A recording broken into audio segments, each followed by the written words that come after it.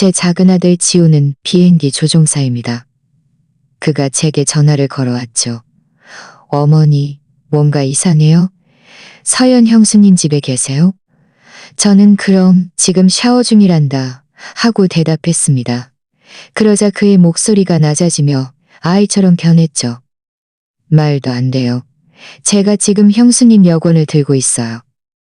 방금 제가 조종하는 프랑스행 비행기에 탑승하셨단 말이에요.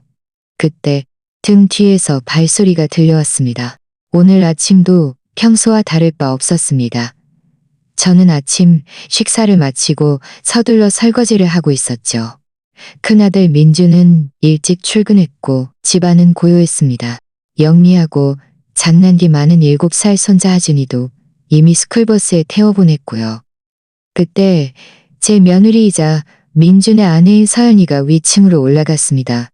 그녀의 다정한 목소리가 제 귀에 들려왔죠.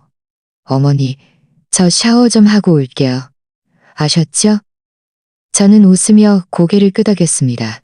마지막 접시를 제자리에 놓자마자 집 전화벨이 울렸습니다. 저는 앞치마에 손을 닦으며 서둘러 전화를 받았습니다. 수화기 너머로 작은 아들 지훈의 밝고 젊은 목소리가 들려왔습니다. 어머니, 그냥 안부 전화드렸어요. 공항에서 환승 중에 잠깐 시간이 남아서요.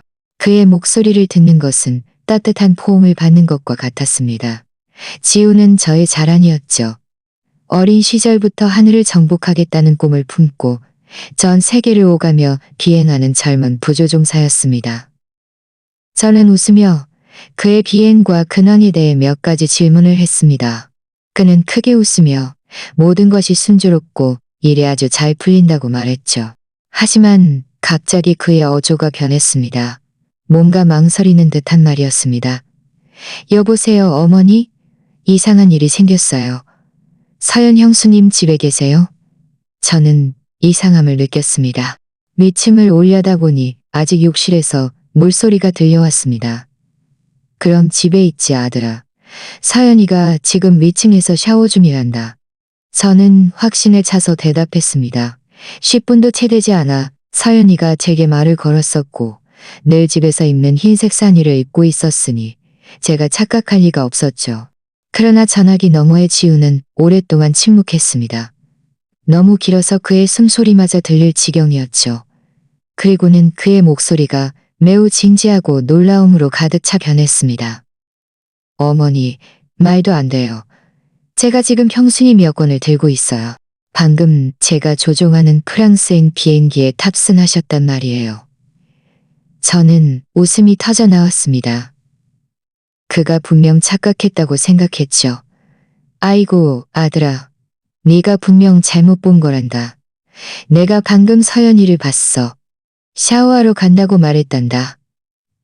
저는 그를 안심시키려 침착하게 설명했습니다. 하지만 그는 웃지도 않았고 평소처럼 대답하지도 않았습니다. 그는 마치 머릿속으로 전체 이야기를 정리하는 것처럼 느린 어조로 제게 말했습니다. 그는 모든 승객이 탑승한 후 입고 온 서류를 찾으러 뛰어나갔다가 우연히 탑승구 근처에서 떨어진 여권을 발견했다고 했습니다. 처음에는 공항 직원에게 넘겨주려고 했지만 누구의 여권인지 확인하기 위해 펼쳐보는 순간 그는 얼어붙었다고 했죠. 사진 속 인물은 서연이었습니다. 그녀의 이름이 서명하게 적혀 있었고 착각할 리가 없었다고 했습니다. 제 심장이 요동치기 시작했지만 저는 침착함을 유지하려 했었습니다. 지훈아, 확실하니? 다른 사람 여권일 수도 있잖아? 불안감이 제 마음을 찌르고 들어왔음에도 저는 말했습니다. 지훈은 한숨을 쉬었습니다. 그의 목소리에는 이제 혼란과 확신이 뒤섞여 있었습니다. 어머니, 방금 제가 객실로 내려가서 확인했어요. 맞아요. 형수님이었어요. 옆에는 아주 부유하고 점잖은 남자가 앉아 있었어요. 둘이 아주 친밀하게 이야기하고 있었어요. 마치 연인처럼요. 지훈의 말이 칼처럼 제 심장을 꿰뚫었습니다. 저는 얼어붙은 채 수화기를 꽉 쥐고 있었습니다. 머릿속은 혼란스러웠죠. 연인처럼이라니. 말도 안 돼. 방금 위층에서 서연이의 목소리를 들었어. 방금 내 눈으로 이 집에서 그녀를 봤단 말이야. 하지만 바로 그 순간 욕실의 물소리가 멈췄습니다. 방문이 열리는 소리가 들렸고 서연이의 목소리가 위층에서 부드럽게 들려왔지만 제가 움찔할 정도로 충분히 컸습니다. 어머니, 누구세요? 저는 겁에 질렸습니다. 심장이 너무 빨리 뛰어 가슴 밖으로 튀어나올 것 같았습니다. 아, 그냥 친구란다. 저는 황급히 대답했고 목소리가 떨렸습니다. 그리고는 서연이가 계단에서 내려오는 시선을 피하려 거실로 서둘러 숨었습니다. 그녀의 머리는 아직 젖어 있었습니다. 저는 문을 닫고 전화기에 대고 작은 소리로 말했습니다. 제 긴장감을 들키지 않으려 했었죠. 지훈아, 방금 서연이 목소리를 들었어. 여기 있어. 방금 샤워를 마쳤단다. 네가 착각한 거 아니니? 전화기 너머의 지훈은 다시 침묵했습니다. 그리고는 그의 목소리가 더욱 단호해졌습니다. 말도 안 돼요. 제가 바로 형수님 앞에 이 비행기에 있어요. 제가 똑똑히 봤어요. 저는 할 말을 잃었습니다. 머릿속이 텅 비었죠. 저는 전화를 끊었고 손이 너무 떨려 수화기를 겨우 잡고 있었습니다. 거실은 갑자기 답답하게 느껴졌습니다. 바깥은 햇살이 눈부셨지만요. 저는 소파에 주저앉아 깊은 숨을 쉬었지만 가슴은 풀 수 없는 질문에 짓눌려 숨이 막힐 지경이었습니다. 만약 서연이가 여기 있다면 지훈의 비행기에 탄 여자는 누구지? 만약 비행기에 탄 사람이 서연이라면 지금 우리 집에 있는 이 사람은 누구란 말인가? 몇 분 후 서연이가 아래층 부엌으로 내려왔습니다. 그녀는 산뜻한 연한 파란색 원피스를 입고 있었고 머리는 아직 젖어 있었으며 평소와 다름없는 달콤한 미소를 띠고 있었습니다. 어머니, 저 오늘 시장에 일찍 가야 할 것 같아요. 뭐 필요한 채소 같은 거 있으세요? 그녀의 목소리는 친절하고 익숙했습니다. 마치 아무 이상한 일도 일어나지 않은 것처럼요. 저는 그녀를 바라보며 애써 미소를 지었지만 마음은 돌덩이처럼 무거웠습니다. 그래 아가, 토마토 좀 사다 줄래? 부탁한다. 저는 메마른 목으로 대답했습니다. 서연이는 고개를 끄덕이며 지푸라기 바구니를 들고 집을 나섰습니다. 그녀의 뒷모습이 대문 뒤로 사라지자 제 마음에는 파무니를 뒷모습이 대문 뒤로 사라지자 저는 지훈이 제게 거짓말을 할 것이라고 믿지 않았습니다. 제 아들은 그런 이야기를 꾸며낼 이유가 전혀 없었죠. 그는 항상 정직하고 가족에게 매우 사려 깊고 다정했습니다. 하지만 서연이는 그 오랜 세월을 저와 함께 살아온 제 며느리는 제 눈앞에 생생하게 서 있었습니다. 틀림없는 그녀였죠. 내가 뭔가 놓친 게 있는 걸까? 이 집에 내가 이 늙은이로서 한 번도 알아차리지 못한 비밀이 있는 걸까? 제 낡은 소파는 이제 더욱 무겁게 느껴지는 듯했습니다. 오후 햇살이 커튼을 통해 그림자를 그렸습니다. 그림자를 그림빛과 지훈의 전화 목소리가 여전히 제 머릿속을 맴돌았고 그의 말 한마디 한마디가 망치처럼 제 심장을 두드렸습니다. 저는 방을 둘러보았습니다. 벽에는 가족 사진이 걸려 있었습니다. 민준과 서연이의 결혼 사진, 갓 태어난 하준이, 그리고 지훈이 처음 비행기 조종사 제복을 입었을 때의 환한 미소. 이 모든 추억들이 이제는 안개에 휩싸인 듯 흐릿하고 의문으로 가득 찬 듯했습니다. 제 이름은 수란입니다. 65세의 과부로 서울 외곽의 한적한 주택가에 살고 있습니다. 제 남편은 10년 전 세상을 떠났고 저는 제 목숨보다 사랑하는 두 아들을 남겼습니다. 민주는 장남으로 늘 설계도와 프로젝트에 매달려 사는 부지런한 건축가입니다. 그리고 지우는 막내 아들로 비행기 조종사의 꿈을 이룬 저의 자랑이었죠. 제 삶은 민준의 작은 가족. 제 며느리 서연이, 제 손자 하준이, 그리고 이 집에서 보내는 평온한 날들을 중심으로 돌아갔습니다. 서연이는 제 눈에 항상 완벽한 며느리였습니다. 아름답고 능력 있으며 옷차림부터 하준이를 돌보는 방식까지 흠잡을 데가 없었죠. 그녀의 결혼식 날이 기억납니다. 그녀의 부모님 댁 마당에서 열린 성대한 잔치였죠. 서연이의 집안이 부유하지는 않았지만 그들은 모든 것을 완벽하게 만들기 위해 최선을 다했습니다. 서연이는 자신감 넘치는 미소와 빛나는 눈빛으로 제 집으로 들어왔습니다. 마치 완벽한 아내이자 어머니로 태어난 사람처럼요. 그때 저는 이런 며느리를 얻은 제가 정말 운이 좋다고 생각했습니다. 서연이가 나간 후 저는 테이블보 가장자리를 무의식적으로 쥐고 앉아 있었습니다. 지훈의 전화는 예전에는 너무나 당연하게 여겼던 사소한 일들을 떠올리게 했습니다. 때로는 서연이가 친구를 만나러 간다고 나갔다가 피곤한 얼굴로 돌아오기도 했죠. 또 어떤 날은 하준이를 다정하게 안고 자장가를 불러주다가도 다음 날에는 제가 소금을 제자리에 두는 것을 잊었다는 이유로 저에게 버럭 화를 내기도 했습니다. 저는 항상 이것이 젊은 여자의 감정 기복이라고 생각했지만 이제는 더 이상 확신할 수 없었습니다. 제 마음은 마치 누군가가 제가 소중히 간직했던 모든 추억을 휘저느꼈던 모든 추억을 휘접니다. 몇 달 전 서연이가 오른손으로 쇼핑 목록을 쓰는 것을 본 적이 있습니다. 그녀의 글씨는 매우 정갈하고 아름다웠죠. 하지만 다음 날에는 그녀가 왼손으로 글씨를 쓰는 것을 보았습니다. 글씨는 서툴고 익숙하지 않은 듯 했습니다. 저는 아가, 언제부터 다른 손으로 글씨를 쓰기 시작했니? 하고 물었습니다. 그녀는 웃으며 재빨리 대답했죠. 아, 그냥 재미로 연습해봤어요. 저는 고개를 끄덕이고 더 이상 생각하지 않았습니다. 하지만 이제 그 사소한 디테일이 제 머릿속에서 날카로운 가시점이라. 제가 생각에 잠겨 있을 때 문이 열리는 소리가 들렸습니다. 하준이가 가방을 등에 메고 폴짝거리며 뛰어들어왔습니다. 그는 제게 꽉 안기며 참새 같은 작은 목소리로 말했습니다. 할머니, 오늘 선생님이 제가 그림을 정말 잘 그렸다고 칭찬해 주셨어요. 저는 그의 머리를 쓰다듬으며 애써 미소를 지었지만 가슴은 여전히 무거웠어져 못생겨졌어요.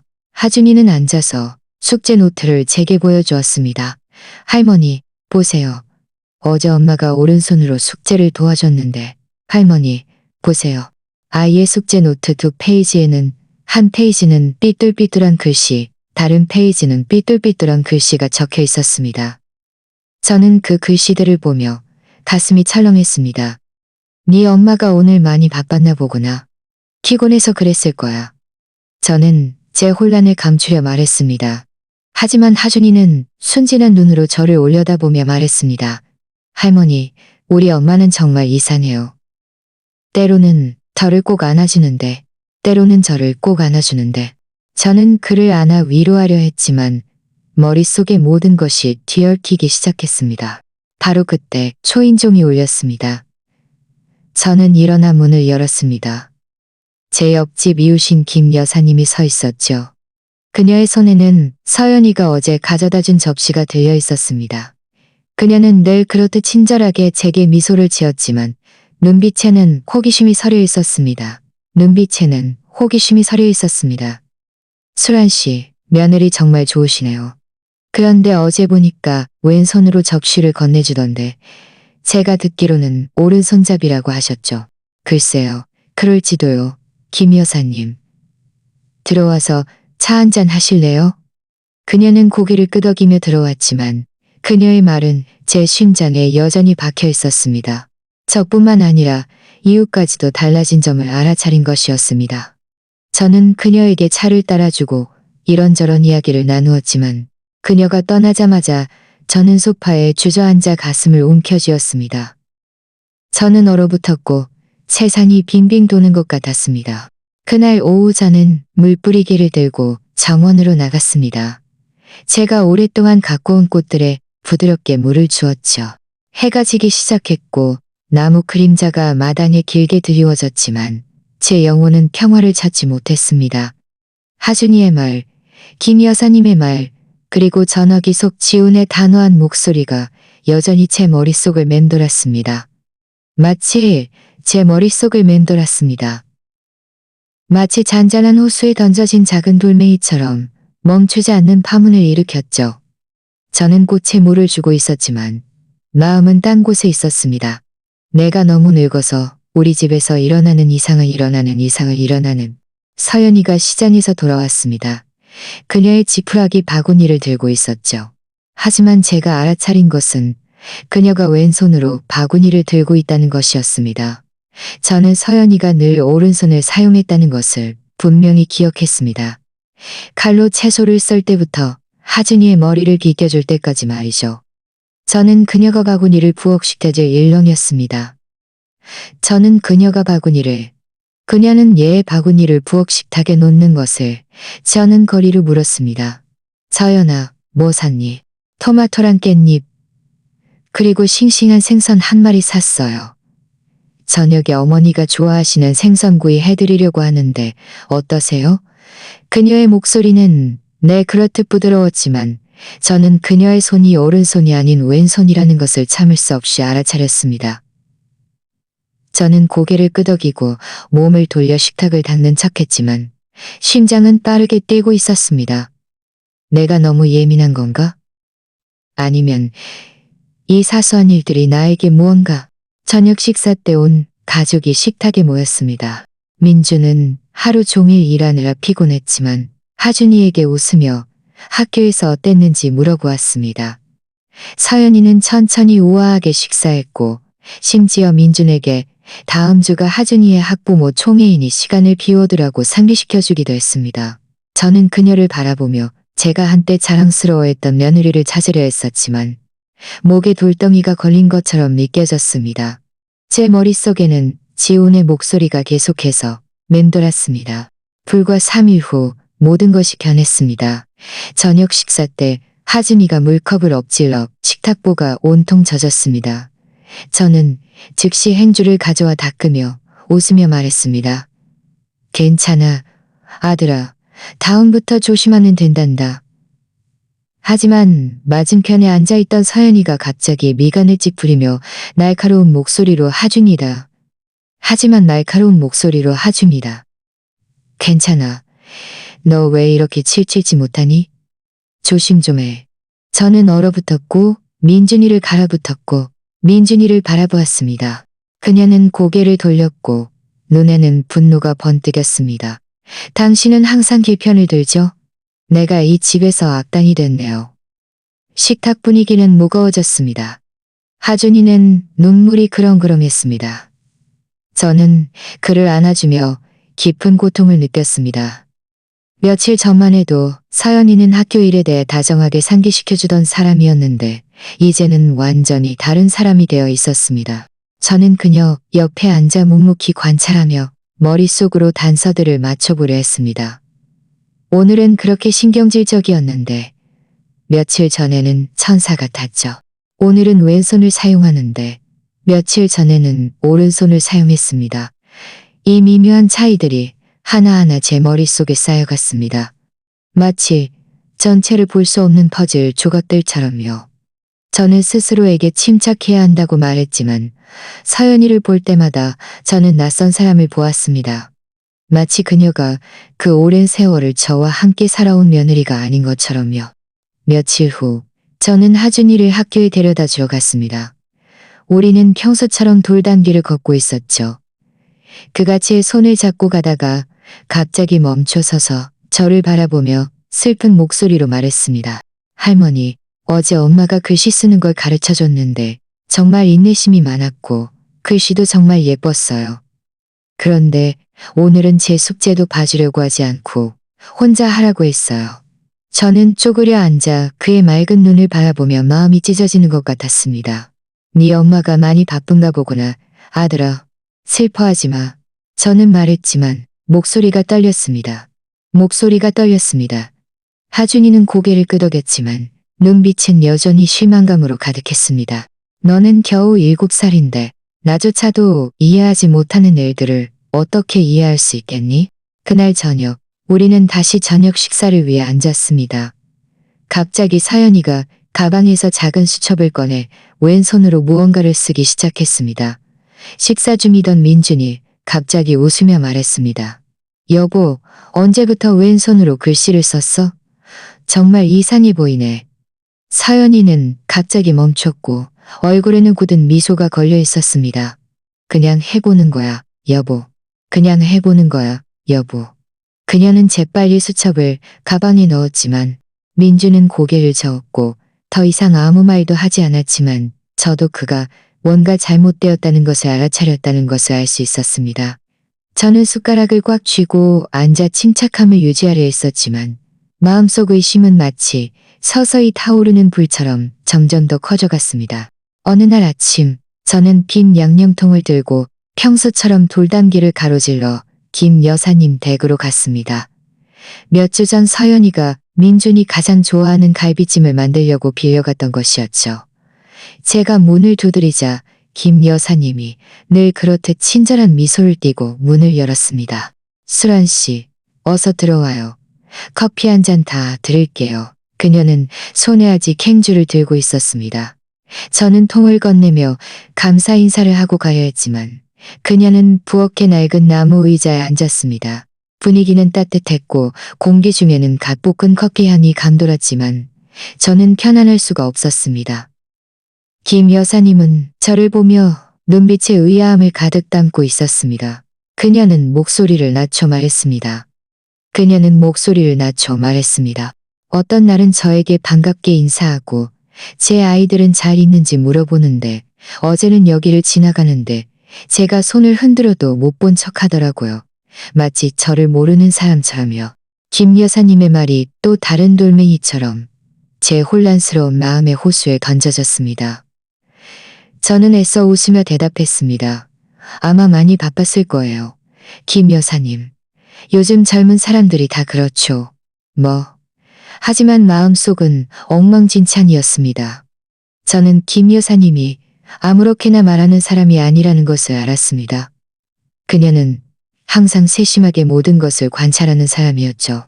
만약 그녀마저 서연이의 이상함을 알아차렸다면 제 의심은 더 이상 제 상상이 아니었습니다.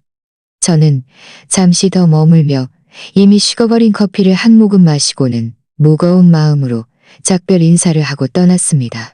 집으로 돌아오는 길에 저는 이 사장님 빵집을 지나쳤습니다.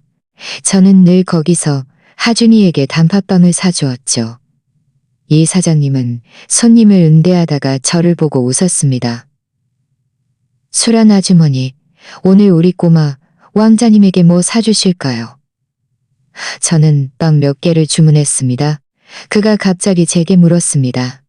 민준 씨 어머니 맞으시죠? 며칠 전에는 사모님이 오셔서 아주 정중하게 인사하시고 제 빵이 너무 맛있다고 하셨는데 오늘 아침에는 또 오셔서 기분 안 좋은 표정으로 빵을 사고는 고맙다는 말도 없이 그냥 가시더라고요. 저는 핸드백을 꽉 쥐었습니다. 아마 피곤했을 거예요. 이 사장님. 저는 떨리는 목소리로 대답했습니다. 저는 서둘러 감사 인사를 하고 빵집을 나섰습니다. 이 사장님의 말은 제 마음속에 점점 커져가는 의심에 점점 커져가는 집에 돌아와 저는 차를 한 잔 끓여 현관에 앉았습니다. 부드러운 바람이 정원 꽃들의 향기를 씌워다 주었죠. 저는 시장으로 통하는 길을 바라보았습니다. 서연이는 항상 그 길로 다녔죠. 갑자기 그녀가 돌아오는 것이 보였습니다. 쇼핑백을 들고 있었죠. 하지만 그녀는 차가운 목소리로 제게 인사했습니다. 어머니, 오후 잘 보내셨어요? 미소도 없었고 어제 깻잎을 싸게 샀다고 자랑하던 때의 기쁨도 없었습니다. 저는 고개를 끄덕이며 작은 소리로 없었습니다. 그녀가 나갈 때 입었던 흰색 셔츠와는 달랐죠. 저는 애써 부드러운 목소리로 물었습니다. 왜 옷을 갈아입었니? 서연아. 서연이는 잠시 멈칫하더니 재빨리 대답했습니다. 아, 실수로 더럽혀서 갈아입어야 했어요. 그녀는 애써 미소를 지으며 부엌으로 서둘러 들어갔습니다. 저는 차잔을 든 채 멍하니 서 있었습니다. 마치 가슴에 돌덩이가 김여려는 것 같았습니다. 김 여사님의 말, 이 사장님의 말, 이 사장님의 말, 이 사장님의 말. 그날 저녁 우리는 모두 식사 중이었습니다. 하준이는 학교 이야기를 즐겁게 떠들었지만 저는 서연이가 예전처럼 대답하지 않고 그저 고개만 끄덕이는 것을 알아차렸습니다. 민준이, 다 먹었니?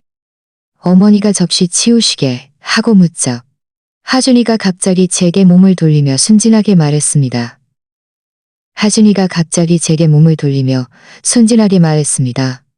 할머니, 오늘 엄마가 저한테 자장가 안 불러줬어요.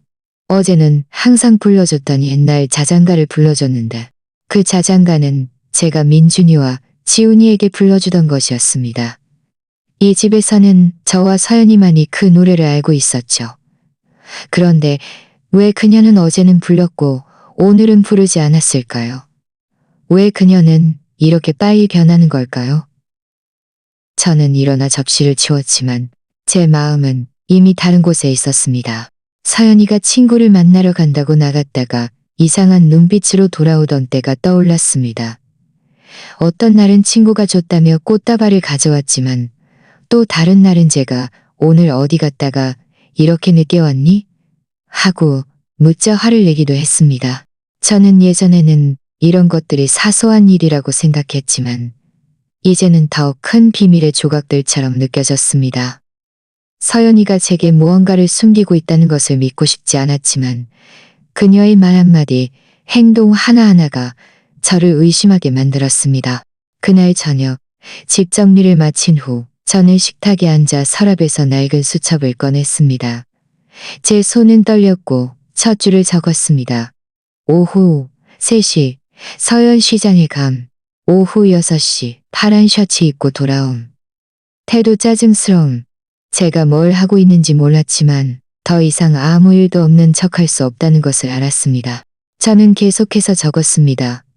어제는 하준이에게 다정하게 자장가를 불러줬지만 오늘은 차갑게 노래하지 않음. 글자 하나하나가 무겁게 느껴졌습니다. 마치 제 의심을 현실에 새기는 것처럼요. 제 낡은 수첩은 이제 서연이에 대한 기록으로 가득 찼습니다. 글자 하나하나가 제 불안감의 일부였습니다. 마치 제가 감히 볼 수 없는 그림을 그리는 것처럼요. 저는 부엌에 앉아 수첩을 보며 마음이 무거웠습니다. 더 이상 이 생각들을 마음속에만 담아둘 수 없었습니다. 그것들은 밀려드는 조수처럼 저를 혼란 속에 홀로 남겨두었습니다. 저는 누군가와 이야기해야 했습니다. 저를 이해하고 판단하지 않고 결론을 내리지 않을 사람. 저는 즉시 혜원이가 떠올랐습니다. 제 평생의 친구, 우리가 젊었을 때 나무 아래 앉아 스웨터를 뜨고 서로의 삶을 나누던 때부터 늘 제 곁에 있어준 친구. 저는 떨리는 목소리로 전화를 들었습니다. 혜원아, 오늘 오후에 시간 있어? 우리 저기 길모퉁이 카페에서 만날까? 나 이야기할 게 있어. 혜원이는 즉시 동의했습니다. 그녀의 목소리는 늘 그렇듯 따뜻했습니다. 수란아, 네가 분명 할 말이 있을 거야. 내가 지금 갈게. 저는 약간의 위안을 느꼈지만 걱정은 여전히 무거웠습니다. 저는 낡은 쇼를 걸치고 집을 나섰습니다. 우리가 수많은 기쁨과 슬픔을 나누었던 길모퉁이의 작은 카페로 향했습니다. 카페는 여전히 어두운 나무 테이블과 맛있는 간 내린 커피향으로 가득했습니다. 저는 구석진 자리를 선택했습니다. 그곳은 어두웠고 아무도 우리의 대화를 들을 수 없었을 테니까요. 저는 따뜻한 커피잔을 안고 앉아 있었지만 제 마음은 차가웠습니다. 이 의심들을 어떻게 말해야 할까? 내가 내 며느리를 의심하고 있다는 것을 어떻게 감히 인정할 수 있을까? 혜원이가 왔습니다. 얇은 스웨터를 입고 싱싱한 채소가 담긴 가방을 들고 있었죠. 그녀는 앉아서 제 눈을 똑바로 바라보았습니다. 애정으로 가득했습니다. 수란아, 네 얼굴만 봐도 뭔가 큰일이 생겼다는 걸 알겠어. 어서 말해봐.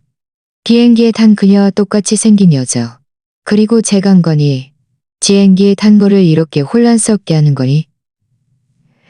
곤란스럽게 하는 거니? 저는 깊은 숨을 들이쉬며 목소리가 막히지 않도록 애썼지만 글자 하나하나가 목에 걸렸습니다. 그녀가 글씨 쓰는 손을 바꾸는 것부터 밤낮으로 변하는 감정까지요. 저는 가방에서 수첩을 꺼내 그녀에게 건넸습니다. 봐, 다 여기 적어뒀어. 내가 상상하는 건지 아닌지 모르겠지만 더 이상 스스로를 속일 수 없어. 혜원아. 혜원이는 미간을 찌푸린 채 페이지를 넘겼습니다. 그녀는 천천히 제 떨리는 글씨를 손가락으로 훑었습니다. 네가 모든 것을 알아차렸구나, 수란아. 그녀는 진지하게 말했습니다. 매번 나갔다가 돌아올 때마다 다른 사람이 된 것 같다고 했지. 뭐라고 생각해? 저는 고개를 저으며 커피잔을 꽉 쥐었습니다. 모르겠어. 혜원아. 그저 두려울 뿐이야. 서연이가 뭔가 숨기고 있는 게 아닐까. 그리고 내가 더 깊이 파고들면 우리 가족이 깨질까 봐 두려워. 하지만 멈출 수가 없어. 민준이를 위해서, 하진이를 위해서 진실을 알아야만 해. 혜원이는 잔을 탁자에 내려놓고 저를 바라보았습니다. 그녀의 눈빛은 단호했습니다. 우리 여자들은 쉽게 속지 않아. 수란아. 네 직감이 뭐라고 말해줘? 나는 분명히 뭔가 수상하다고 생각해. 네가 진실을 파헤쳐야만 해.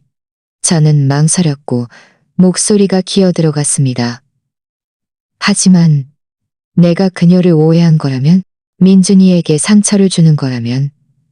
혜원이는 단호하게 저를 가로막았습니다. 네 직감을 믿어. 진실을 찾지 못하면 너는 영원히 의심 속에서 살게 될 거야. 그러면 하진이와 민준이를 보호할 수 없을 거야. 바로 그때 시장에서 채소를 파는 제가 아는 반 여사님이 카페로 들어왔습니다. 그녀는 저를 알아보고 웃었습니다. 수란 아주머니, 여기서 뵙네요. 지난주에 시장에서 아주머니 며느리 봤어요. 아주 정중하게 인사하고 깻잎도 더 사가시면서 요리할 거라고 하시더라고요. 그런데 오늘 아침에는 또 오셔서 아주 진지한 얼굴로 인사도 없이 채소를 사서 그냥 가시더라고요. 아주머니, 며느리에게 무슨 일이라도 있어요? 저는 애써 웃으며 대답했습니다. 아마 피곤했을 거예요, 박 여사님. 하지만 속으로는 숨이 막힐 것 같았습니다. 또 한 사람이 서연이의 이상함을 알아차린 것이었습니다. 저는 박 여사님이 떠나는 것을 지켜본 후 혜원이에게 몸을 돌렸습니다. 제 얼굴에는 분명 공포가 서려 있었겠죠. 혜원이는 제 손을 잡고 목소리를 부드럽게 낮췄습니다. 수란아. 너뿐만 아니라 이웃들도 알아차렸어. 더 이상 스스로를 속이지 마. 모든 것을 계속 기록해. 필요하다면 그녀를 미행해야 해. 그녀를 해치려는 것이 아니라 네 가족을 보호하기 위해서 말이야. 저는 고개를 끄덕였지만 마음은 가라앉았습니다. 혜원이의 말이 옳다는 것을 알았지만 제 며느리를 미행한다는 생각은 가족을 배신하는 것처럼 느껴졌습니다. 저는 평생 이 가정을 돌봐왔는데 이제는 제가 한 번도 생각해 본 적 없는데 그날 오후 제 머릿속은 여전히 혼란스러웠습니다. 서연이는 익숙한 파란색 바구니를 들고 집을 나섰습니다. 어머니, 저 시장 좀 다녀올게요. 그녀는 부드러운 목소리로 말했습니다. 저는 고개를 끄덕였지만 그녀가 문 뒤로 사라지자마자 수첩을 열고 적었습니다. 오후 3시에 서연시장에 감. 파란 바구니 등 태도 정상. 저는 그곳에 서서 시계 바늘을 세고 또 세었습니다. 6시에 서연이가 돌아왔습니다. 하지만 그녀의 손에 들려줬어요. 그녀의 손에 들린 바구니는 이제 빨간색이었습니다. 저는 놀라서 물었습니다. 바구니 바꿔니다. 저는 수첩에 덧붙였습니다. 오후 6시 빨간 바구니 등. 목소리가 조금 급함. 제 기록은 점점 더 많아졌고 한 줄 한 줄이 진실에 더 가까워졌지만 동시에 사랑과 신뢰만을 알던 늙은 어머니의 모습과는 한 걸음 더 멀어졌습니다. 주말 민주는 일찍 출근했고 하준이는 학교 활동에 참여했습니다. 집은 고요했고 저와 서연이만 남아 있었습니다. 저는 식탁을 닦으며 저를 침식하는 의심들을 떨쳐내려 했었지만 그때 서연이가 방에서 내려왔습니다. 그녀는 결혼식 때처럼 산뜻한 연노란색 장꽃무늬 원피스를 입고 있었습니다. 어머니, 저 시장 좀 다녀올게요. 그녀는 부드러운 목소리로 말했습니다. 그녀는 지푸라기 바구니를 들고 나섰습니다. 저는 웃으며 고개를 끄덕였지만 마음속에서는 저에게 그녀를 따라가 진실을 찾으라고 재촉하는 목소리가 들렸습니다. 저는 더 이상 생각하지 않았습니다. 낡은 쇼를 들고 머리에 두른 후 얼굴을 살짝 가리고는 서연이와 안전거리를 유지하며 조용히 집을 나섰습니다. 햇살은 뜨거웠고 등은 땀으로 축축했지만 저는 개의치 않았습니다. 그저 그녀가 어디로 가서 무엇을 하는지 알고 싶을 뿐이었죠. 서연이는 시장으로 가는 돌담길을 빠르게 걸어갔지만 갑자기 평소처럼 오른쪽으로 돌지 않고 왼쪽으로 돌았습니다. 낡은 공장지대 뒤편의 골목으로 들어갔죠. 그곳의 집들은 다닥다닥 붙어 있었고 벽은 페인트가 벗겨져 있었으며 지붕은 녹슨 양철판이었습니다. 저는 걸음을 늦추고 심장이 빠르게 뛰는 것을 느끼며 길가에 세워진 자전거들 뒤에 숨으려 했습니다. 서연이는 뒤돌아보지 않고 희에 숨으려 했습니다. 저는 서연이가 낡은 나무 문 앞에서 멈춰 서서 가볍게 노크한 후 안으로 들어가 사라지는 것을 보았습니다. 저는 숨을 헐떡이며 그곳에 서 있었습니다. 머리가 어지러웠죠. 내 며느리가 저기서 뭘 하는 거지? 여기는 시장도 아니고 그녀가 말했던 어떤 친구의 집도 아니야. 저는 걸어가 문을 두드리고 직접 그녀에게 물어보고 싶었지만 제 발은 땅에 박힌 듯 움직이지 않았습니다. 진실이 두려웠고 제가 곧 알게 될 모든 것을 파괴할까봐 두려웠습니다. 결국 저는 돌아서서 집으로 향했습니다. 마음은 의문으로 가득했고 한 걸음 한 걸음이 이전보다 더 무거웠습니다. 제가 집 문을 열자마자 얼어붙었습니다. 서연이가 부엌에 서서 채소를 썰고 있었죠. 그녀는 흰색 상의를 입고 있었고 그녀가 나갈 때 입었던 장꽃무늬 원피스와는 전혀 달랐습니다. 그녀는 미간을 찌푸린 채 차갑고 날카로운 눈으로 저를 바라보았습니다. 어머니, 어디 다녀오셨어요? 이제야 오시고. 저는 얼어붙었고 목이 메어 한마디도 할 수 없었습니다. 몇 분 전만 해도 노란 원피스를 입고 그 골목으로 들어가는 그녀를 봤는데 어떻게 이렇게 빨리 돌아올 수 있었을까요? 게다가 이 상의는. 저는 더듬거리며 말했습니다. 나 그냥 산책 나갔었어. 서연이는 고개를 끄덕이고 더 이상 아무 말도 하지 않았지만 그녀의 눈빛은 저를 오싹하게 만들었습니다. 저는 방으로 도망치듯 위층으로 올라갔습니다. 뭔가 찾는 척했지만 사실은 그 눈빛에서 벗어나 요동키지만 그날 저녁 제가 하준이에게 책을 읽어주고 있을 때 그가 제 방으로 뛰어들어왔습니다. 마당에서 놀아서 볼이 발그레했죠. 그는 제 다리를 안고 헐떡이며 말했습니다. 할머니, 오늘 엄마가 저한테 소리쳤어요. 그냥 연필 하나 떨어뜨렸는데도요. 어제랑은 달라요. 어제는 저한테 잘해주고 안아줬는데 저는 하준이를 안고 그의 머리를 쓰다듬었지만 마음속은 불타는 것 같았습니다. 네 엄마가 피곤해서 그래. 아들아, 슬퍼하지 마. 저는 말했지만 목소리가 떨렸습니다. 아들아, 슬퍼하지 마. 제 손자의 말은 제가 억누르려 했던 의심에 또 다른 칼날이 되어 더 깊이 새겨졌습니다. 그날 밤 저는 잠들 수 없었습니다. 침대에 누워 천장을 멍하니 바라보았습니다. 이미지들이 제 머릿속에서 계속해서 반복되었습니다. 장꽃무늬 원피스를 입고 골목으로 들어가는 서연이, 흰색 상의를 입고 부엌에 서 있는 서연이, 그리고 지훈의 목소리. 그녀가 제가 조종하는 비행기에 탔어요. 저는 서랍에서 수첩을 꺼내 제 자신도 믿을 수 없는 한 문장을 적었습니다. 어쩌면 그들은 같은 사람이 아닐지도 모른다.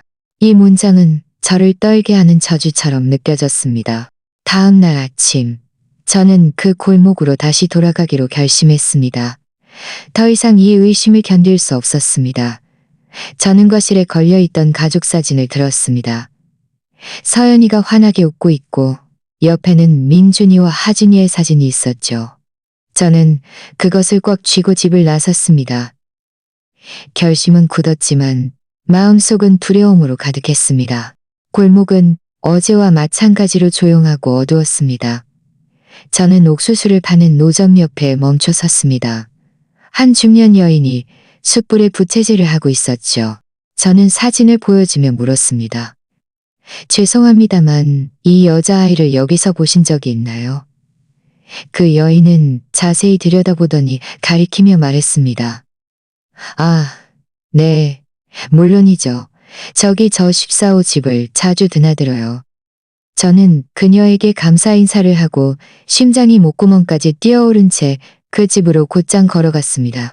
14호 집이 제 눈앞에 나타났습니다. 벽은 더럽고 나무 문은 페인트가 벗겨져 있었고 창문에는 시든 꽃 화분이 놓여 있었습니다. 저는 그곳에 서서 손을 떨었습니다. 온 세상이 저와 함께 숨을 죽이는 것 같았습니다. 저는 문을 두드렸습니다. 노크 소리 하나하나가 망치처럼 제 가슴을 두드렸습니다. 문이 열렸고 저는 말문이 막혔습니다. 제 눈앞에는 제 며느리 서연이와 똑같이 생긴 여인이 서 있었습니다. 얼굴부터 체형, 검은 긴 머리까지요. 유일한 차이점은 그녀의 공포에 질린 눈빛과 떨리는 손으로 꽉 쥐고 있는 행주였습니다. 저는 더듬거리며 말했습니다. 목소리가 찢어지는 것 같았습니다. 서연아. 그 여인은 깜짝 놀라 행주를 더 세게 쥐며 문을 쾅 닫으려 했습니다. 하지만 바로 그때 안에서 또 다른 목소리가 들려왔습니다. 부드럽지만 단호한 목소리였습니다. 이사, 더 이상 숨지 마. 너도 이게 옳지 않다는 걸 알잖아. 저는 고개를 들었고 한 젊은 여인이 방 구석에서 걸어나와 서연이와 똑같이 생긴 여인 뒤에 서 있었습니다. 그녀는 마르고 머리카락은 묶여 있었으며 눈빛은 똑똑했지만 친절했습니다. 그녀는 저를 보며 살짝 미소 지었습니다. 저는 지아라고 합니다. 이사의 룸메이트예요. 술한 아주머니, 들어오세요. 저는 깊은 숨을 들이쉬며 다리가 후들거리지 않도록 있으며 비좁은 양철집 안으로 들어섰습니다. 벽은 더럽고 시멘트 바닥은 갈라져 있었으며 공기 중에는 옅은 소독약 냄새가 떠다녔습니다. 한쪽 구석에는 낡은 남자가 낡은 담요를 덮고 낡은 야전 침대에 누워 허약하게 기침하고 있었습니다. 공간이 저를 짓누르는 것 같았지만 저는 지아가 가리킨 나무 의자에 앉았습니다. 서연이와 똑같이 셉니다. 서연이와 똑같지만 저는 지아가 가리킨 나무 의자에 앉았습니다. 저는 그녀를 바라보았고 머릿속은 혼란스러웠습니다. 아무 말도 할 수 없었습니다. 이 이름은 낯설었지만 얼굴은 너무나 익숙했습니다. 저는 두 손을 꽉 쥐며 목소리를 안정시키려 애썼습니다. 네. 네가 나에게 설명해봐. 왜 내 며느리와 그렇게 닮았고 왜 우리 집에 나타난 거니? 이사는 고개를 들었고 눈에는 죄책감이 가득했지만 즉시 대답하지 않았습니다. 대신 그녀 옆에 앉아있던 지아가 낡은 플라스틱 병에서 물 한 잔을 따르며 말하기 시작했습니다. 이사 씨는 매우 가난해요. 술한 아주머니. 지아는 침착하고 또렷한 목소리로 말했습니다. 그녀의 양부모님, 특히 저기 누워 계신 분이 많이 편찮으세요. 몇 년 전 이사는 시장에서 우연히 서연이를 만났어요. 그들은 물방울처럼 똑같이 생겼죠. 서연이는 이 점을 이용했어요. 그녀는 이 점을 이용했어요. 그녀는 이사에게 자신의 필요할 때 몇 시간 동안 자신을 대신해달라고 제안했어요. 이사는 내키지 않았지만 서연이가 주는 돈이 많았고 그녀의 가족은 약값이 필요했어요. 저는 이사를 바라보았습니다. 그녀는 고개를 숙이고 행주를 꽉 쥐고 있었고 손가락 마디가 하얗게 변해 있었습니다. 저는 불신의 찬 목소리로 그녀를 다그쳤습니다. 무엇을 대신하라는 거지? 서연이는 왜 누군가가 자신을 대신해야 하는 거지? 이사는 고개를 들었고 목소리가 떨렸습니다. 아주머니, 그녀는 그냥 제가 몇 시간 동안 집에 있으면서 시장에 가고 아이를 돌보는 일만 하는 대가면 된다고 했어요. 그녀는 제게 돈을 많이 줬어요. 부모님 약값을 살 만큼요. 저는 그녀를 바라보며 가슴이 짓눌려 숨이 막힐 것 같았습니다. 지난 몇 달간의 모든 이상한 일들이 갑자기 해답을 찾았습니다. 글씨 쓰는 손을 바꾸는 것, 때로는 다정하고 때로는 신경질적인 성격, 때로는 달콤하고 때로는 차가운 목소리. 이제 모든 것이 이해되었습니다. 마치 재간을 외면하려 했던 퍼즐의 마지막 조각들처럼요. 지아는 눈빛을 더욱 날카롭게 하며 계속해서 말했습니다. 저는 한 번 서연이가 아주 전이다. 그들은 서로를 여보라고 부르며 아주 치밀했어요. 그때 이사는 차 밖에서 기다리고 있었고 아무것도 모르고 있었죠. 최 사장님이라는 이름이 칼처럼 제 심장을 찔렀습니다. 지훈의 말이 떠올랐습니다. 1등석에 앉아 있었고 옆에는 부유한 남자가 앉아 있었어요. 비좁은 방이 제 주위를 빙빙 도는 것 같았습니다. 저는 침착함을 유지하려 했었지만 손이 너무 떨려 물컵을 엎지르고 말았습니다.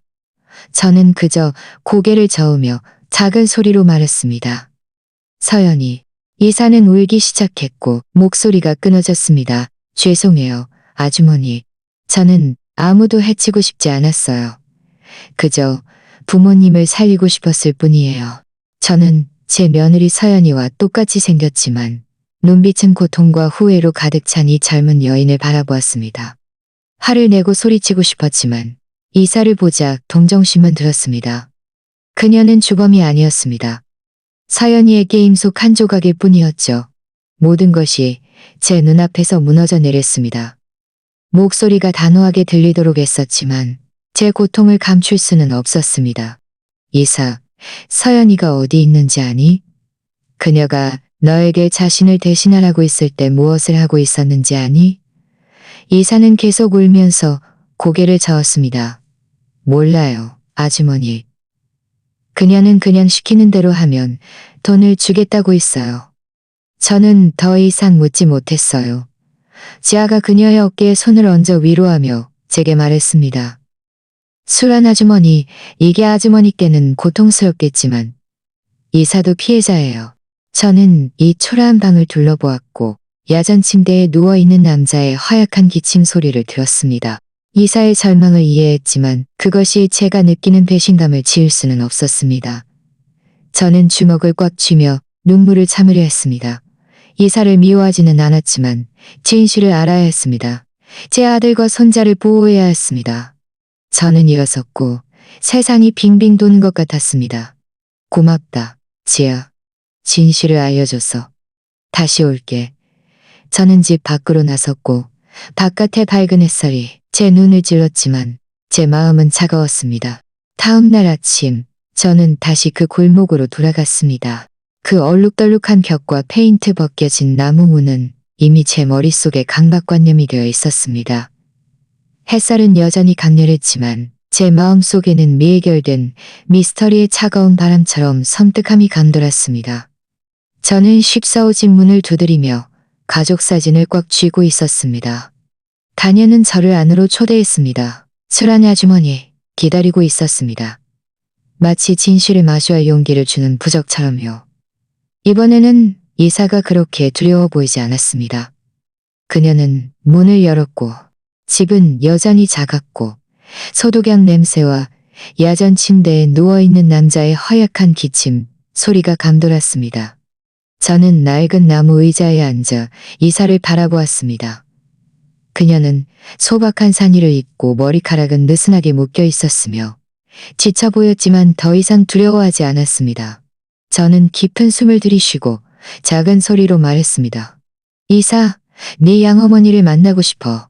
이 모든 것을 더 잘 이해해야겠어. 그곳에는 매우 마르고 머리카락이 온통 하얀 여인이 침대에 누워 멍한 눈으로 천장을 바라보고 있었습니다. 그녀는 이 아주머니, 이사의 양어머니였습니다.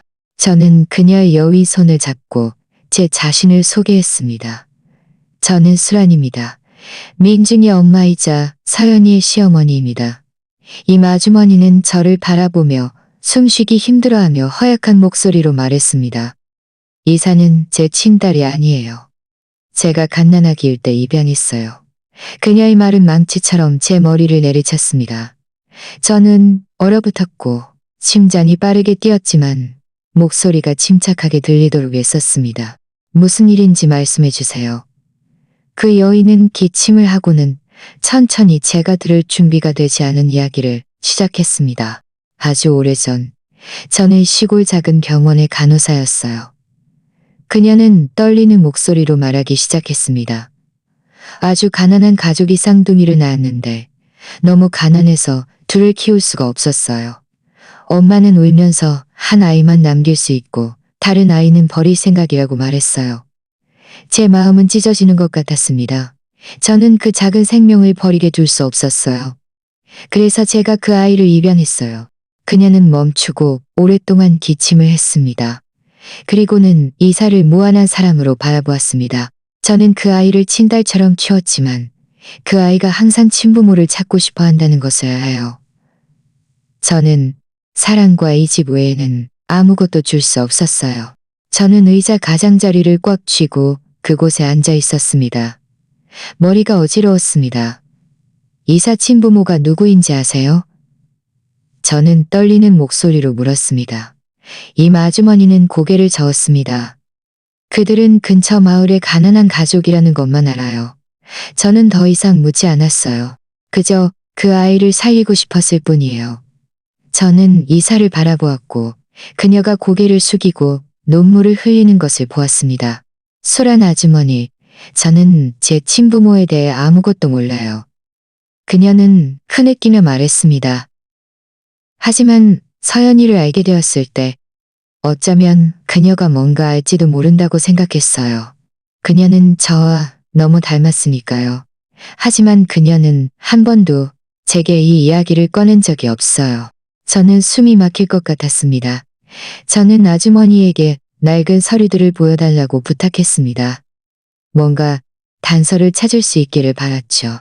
그녀는 낡은 나무 옷장을 가리켰고 이사는 누렇게 변한 종이 봉투를 꺼내 제게 건넸습니다. 안에는 서류 4분이 들어있었고 이사의 출생일이 적혀 있었습니다. 저는 빠르게 읽어내려갔고 심장이 멎을 것 같았습니다. 이사의 출생일은 서연이의 출생일은 솔생일은 서연이의 출생일은 서연이의 자연이의 출생일은 서연이의 전율이 같았습니다. 민준이와 결혼할 때 그녀의 서류의 자료를 들고 이사를 바라보았습니다. 저는 떨리는 손으로 서류를 들고 이사를 들고 이사를 들고 이사를 들고 이사를 들고 그녀는 왜 제게 아무것도 말해주지 않았어요? 왜 저한테 그런 일들을 시켰어요? 저는 그녀를 바라보며 마음이 찢어지는 것 같았습니다. 서연이가 처음 우리 집에 왔을 때 빛나고 자신감 넘쳤던 모습이 떠올랐습니다. 마치 완벽한 아내이자 어머니로 태어난 사람처럼요. 저는 한때 그녀를 사랑했습니다. 민준이에게 행복을 가져다 줄 것이라고 믿었죠. 하지만 이제 저는 그녀가 제 가족을 속였을 뿐만 아니라 자신의 친자매를 이용하여 자신을 대신하게 하고 제가 상상조차 할 수 하게 하고 저는 일어나 이사의 어깨에 손을 얹었습니다. 제 목소리는 단호했지만 제 고통을 감출 수는 없었습니다. 이사, 오늘부터 아무도 너를 이용하게 두지 않을 거야. 네 부모님 병을 돕겠지만 그 대가로 너는 나와 협력해야 해. 민준이를 위해서, 하준이를 위해서 이 진실을 밝혀야만 해. 이사는 고개를 끄덕이며 계속 울었습니다. 도와드릴게요. 더 이상 이 거짓말 속에서 살고 싶지 않아요. 도와드릴게요. 저는 집 밖으로 나와 골목을 걸었습니다. 마음은 혼란스러웠습니다. 시끄러운 시장을 지났습니다. 사람들은 쇼핑하고 웃고 있었지만 제 머릿속에는 이 아주머니의 말이 종소리처럼 맴돌았습니다. 쌍둥이, 한 명은 버려지고 한 명은 길러졌고 이제 그들의 운명이 내 가족 안에서 얽혀있다. 저는 제가 준비되지 않은 길에 서 있었습니다. 마음은 폭풍 후의 들판처럼 엉망진창이었습니다. 서연이와 이사의 들판처럼 엉망진창이었습니다. 제 며느리, 우리 모두를 속인 그 여자를 마주하고 민준이와 하준이 앞에서 진실을 밝혀야 했습니다. 그날 저녁, 저는 지훈에게 전화를 걸었습니다. 제 심장은 떨렸지만 제 목소리는 단호했습니다. 지훈아, 내일 저녁에 집에 와야 해. 네가 확인해줘야 할 일이 있어. 지훈은 놀랐고 그의 목소리에서 옅은 걱정을 느낄 수 있었습니다.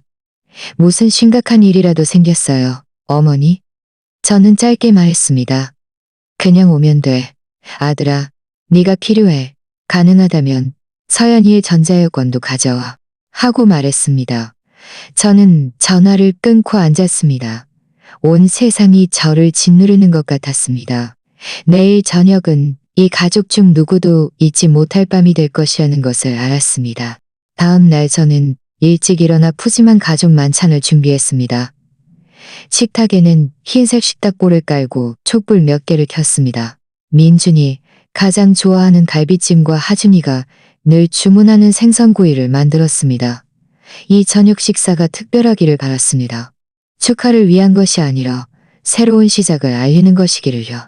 저는 부엌에서 채소를 썰고 있었지만 제 마음은 다른 곳에 있었습니다. 그 어두운 골목과 이사의 말들 사이를 헤매고 있었죠. 저는 스스로에게 강해져야 한다고 말했습니다. 민준이를 위해서, 하준이를 위해서, 하준이를 위해서. 하지만 칼날이 한 번씩 움직일 때마다 제 심장에 칼을 그는 것 같았습니다. 민주는 해가 저물 무렵 지쳐서 집에 돌아왔습니다. 잘 차려진 식탁을 보고 그는 놀랐습니다. 어머니, 오늘 무슨 날이에요? 이렇게 많은 음식을 만드셨어요? 저는 웃으며 침착하게 보이려 했었습니다. 그냥 모두에게 맛있는 저녁을 먹이고 싶었을 뿐이야. 앉아라. 서연이가 들어왔습니다. 그녀는 연한 파란색 원피스를 입고 다정한 미소를 띠고 있었지만 눈빛에는 약간의 긴장감이 서려 있었습니다. 하준이가 달려와 제 다리를 안고 행복한 목소리로 말했습니다. 할머니, 냄새 정말 좋아요. 저는 그의 머리를 쓰다듬으며 눈물을 참았습니다. 오늘 밤이 지나면 하준이의 순진한 미소가 더 이상 그렇게 걱정 없이 빛나지 않을 수도 있다는 것을 알았으니까요. 우리는 식탁에 앉았습니다. 처음에는 분위기가 활기찼습니다. 민주는 직장 이야기를 했고 하준이는 학교에서 그린 그림에 대해 신나게 이야기했습니다. 서연이는 고개를 끄덕이며 가끔 한두 마디 끼어들었지만 저는 그녀가 숟가락을 들 때 손이 약간 떨리는 것을 알아차렸습니다. 저는 깊은 숨을 들이쉬고 밖에 기다리고 있던 지훈에게 수신호를 보냈습니다. 그가 들어왔고 그 뒤를 이사가 따랐습니다. 그녀는 소박한 원피스를 입고 있었고 얼굴은 서연이와 똑같았지만 눈빛은 불안감으로 가득했습니다. 식탁에 있던 모든 사람들이 조용해졌습니다. 민주는 얼굴이 창백해졌고 숟가락을 내려놓았습니다. 서연이는 갑자기 벌떡 일어나 소리쳤습니다. 어머니, 대체 이게 무슨 짓이에요? 저는 일어섰고 떨리지 않으려 식탁 가장자리를 꽉 쥐었습니다. 앉아라. 서연아. 저는 느리지만 단호한 목소리로 말했습니다. 간호한 목소리로 말했습니다. 우리가 모든 것을 분명히 이야기해가 있어. 저는 말하기 시작했습니다. 말 한마디 한마디가 제 심장을 칼로 찌르는 것, 제 심장을 칼로 찌르는 것, 칼로 찌르는 것. 그녀가 글씨 쓰는 손을 바꾼 횟수, 그녀의 때로는 다정하고 때로는 신경질적인 성격. 그리고 마침내 제가 그 골목으로 갔고 그곳에서 이사를 알게 되었고 쌍둥이의 비밀을 발견했다는 것. 너와의 사는 쌍둥이 자매다. 저는 그녀의 눈을 똑바로 보며 말했습니다. 너는 네 동생을 이용해서 진실을 숨겼어. 우리에게 진실이 무엇인지 말해봐. 서연이는 떨었고 얼굴은 종이처럼 창백했습니다. 그녀는 자신을 변호하려 소리쳤습니다. 저를 모욕하려고 이 모든 것을 꾸며낸 거죠? 어떻게 감히. 하지만 지훈이 앞으로 걸어 나와 서류한 묶음을 탁자에 3개 내려놓았습니다. 이것은 전자여권 사본입니다. 프랑스 출입국 도장이 찍혀 있어요. 그는 단호한 목소리로 말했습니다. 동시에 집에 있으면서 프랑스로 비행할 수는 없습니다. 서연이는 그 서류들을 바라보며 입술을 꽉 다물었고 한마디도 할 수 없었습니다. 그녀 옆에 앉아있던 하준이가 갑자기 끼어들었습니다. 목소리는 순진했지만 고통으로 가득했습니다. 할머니, 진짜예요. 때로는 우리 엄마가 천사인데 때로는 나빠요. 저는 나쁜 엄마가 쉬워요. 제 손자의 말은 칼날이었습니다. 저는 울음을 참아야 했습니다. 방 안의 공기는 너무 무거워 숨쉬기조차 힘들었습니다. 저는 뒷문으로 들어온 지아에게 고개를 끄덕여 수신호를 보냈습니다. 그녀는 그곳에 서서 날카로운 눈으로 모든 사람 앞에서 말했습니다. 저는 서연이가 최 사장님과 함께 있는 것을 봤어요. 그리고 그녀가 가족을 속이기 위해 이사를 고용해서 자신을 대신하게 한 것도 봤어요. 민주는 아내에게 몸을 돌렸습니다. 목소리가 떨렸습니다. 사실이야. 서연아, 이게 사실이야. 서연이는 입술을 깨물고 오랫동안 침묵했습니다. 그리고는 갑자기 소리쳤습니다. 목소리는 분노로 가득했습니다. 그래, 사실이야. 나한테 애인이 있어. 나는 이런 가난한 삶이 지겨워. 이 집에서 며느리 노릇하는 것도 지겹다고.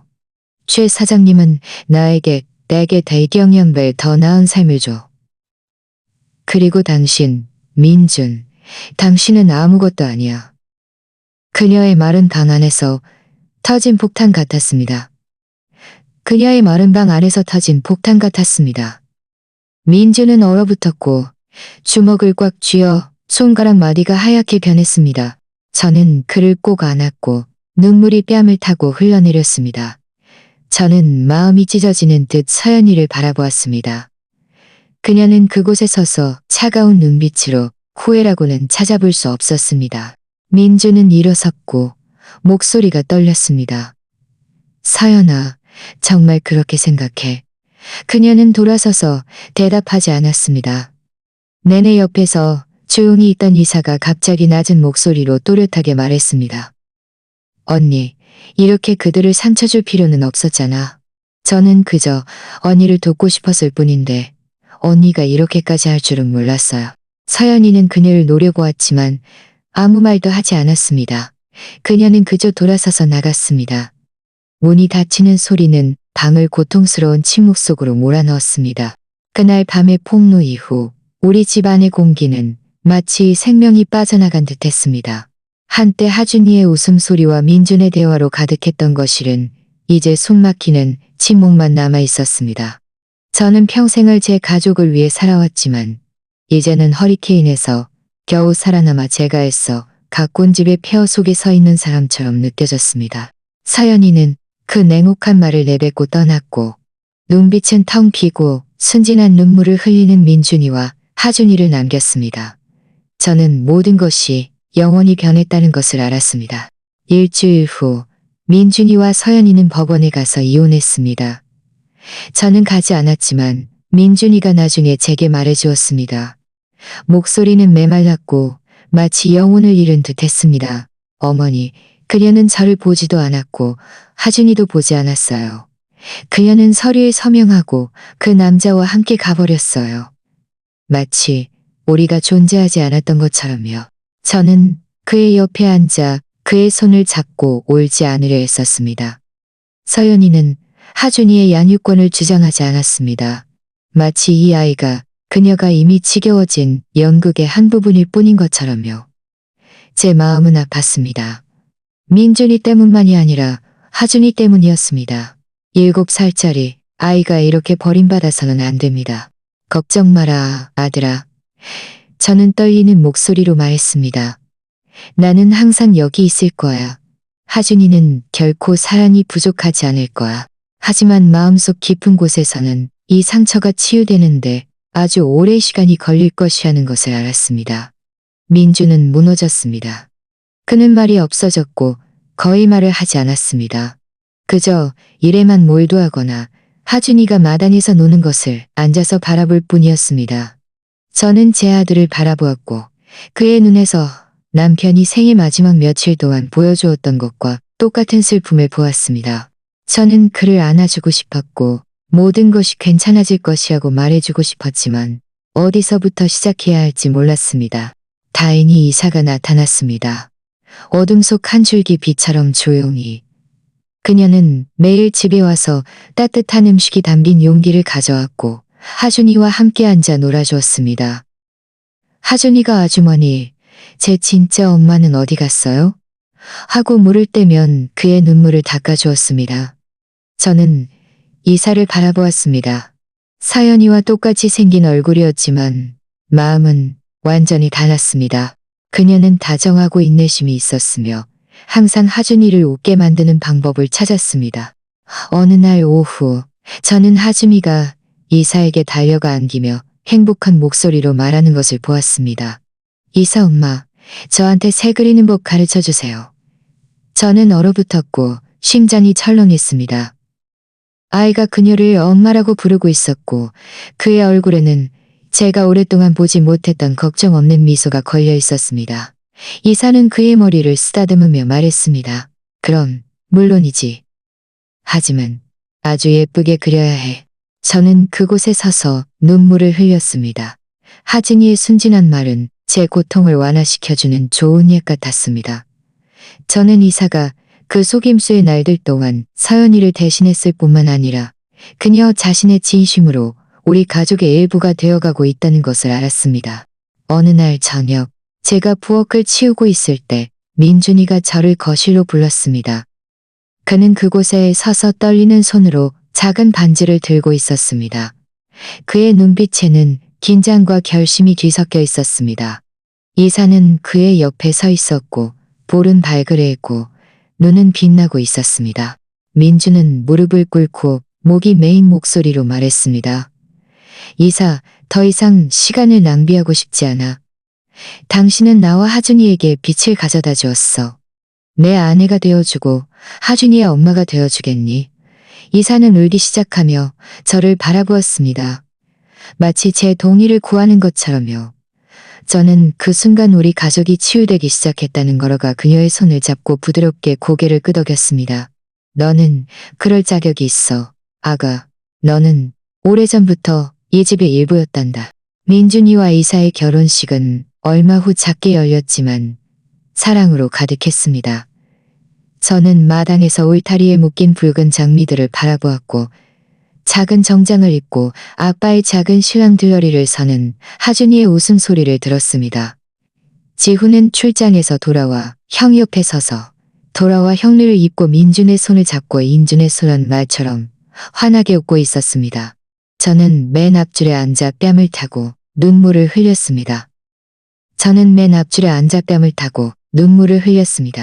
저는 우리 가족이 한 조각을 잃은 후 진실한 마음을 찾았다는 것을 알았습니다. 그 후의 삶은 점차 평온을 되찾았습니다. 이사는 소박한 삶을 유지하며 모든 사랑으로 민준이와 하준이를 돌보았습니다.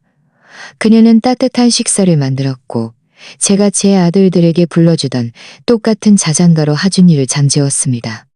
매일 밤 그녀는 민준이 옆에 앉아 그의 설계도와 프로젝트 이야기를 들었고 눈빛은 자랑스러움으로 가득했습니다. 하준이는 더 이상 다른 엄마에 대해 묻지 않았고 저는 제 가족을 바라보았고 상처가 조금씩 어떻게 아물어가는지 보았습니다. 어느 늦은 밤 저는 현관에 앉아 있었습니다. 부드러운 바람이 정원에서 불어왔습니다. 집 안에서는 하준이의 웃음소리가 이사의 부드러운 목소리와 섞여 들려왔습니다.